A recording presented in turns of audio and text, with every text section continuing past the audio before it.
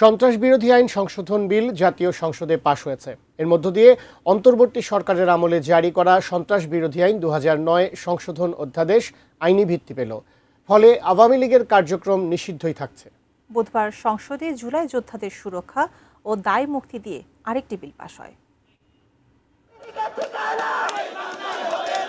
শেখ হাসিনা সরকারের পতনের পর থেকেই আওয়ামী লীগকে নিষিদ্ধ করার দাবি ওঠে। পরে 2025 সালের 11 মে অন্তর্বর্তী সরকার অধ্যাদেশের মাধ্যমে সন্ত্রাস বিরোধী আইনে সংশোধনী আনে। এ আইনের আলোকে আন্তর্জাতিক অপরাধ ট্রাইব্যুনালে আওয়ামী লীগ ও তার নেতাদের বিচার সম্পন্ন না হওয়া পর্যন্ত দলটির যাবতীয় কার্যক্রম নিষিদ্ধ করার সিদ্ধান্ত নেওয়া হয়। স্পিকার হাফিজউদ্দিন আহমেদের সভাপতিত্বে বুধবার সকালে জাতীয় সংসদের অধিবেশন শুরু হয়। অন্তর্বর্তী সরকারের আমলে জারি হওয়া অধ্যাদেশের আইনি রূপ দিতে অধিবেশনে সন্ত্রাস বিরোধী সংশোধন বিল 2026 উত্থাপন করেন স্বরাষ্ট্রমন্ত্রী সালাউদ্দিন আহমদ। সন্ত্রাস বিরোধী সংশোধন বিল 2026। বিলটি পাশের আগে বিরোধী দলীয় নেতা ডক্টর শফিকুর রহমান এটি একটি স্পর্শকাতর আইন মন্তব্য করে পাশের জন্য আরেকটু সময় চান।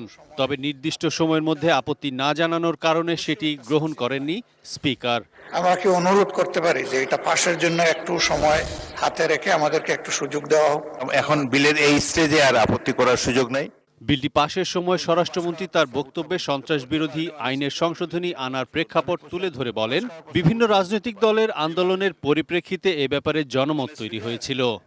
এই বিলটা হলো একটি গণহত্যাকারী সন্ত্রাসী সংগঠনের নিষিদ্ধকরণ সংক্রান্ত একটা অ্যামেন্ডমেন্ট। তাদের কার্যক্রম নিষিদ্ধ করা হয়েছে সন্ত্রাস বিরোধী আইনে, এবং অ্যাকর্ডিংলি সেটা নির্বাচন কমিশনে তাদের রেজিস্ট্রেশনটাও সাসপেন্ডেড হয়ে আছে।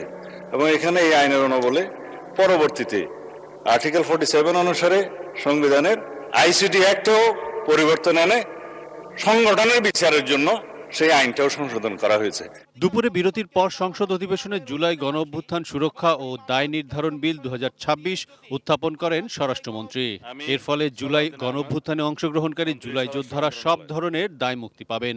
জুলাই গণঅভ্যুত্থান সুরক্ষা ও দায় নির্ধারণ বিল 2026 এই মহান জাতীয় সংসদে উত্থাপিত আকারে পাশ করা হোক। আরিফ জামাল, এটি নিউজ, ঢাকা।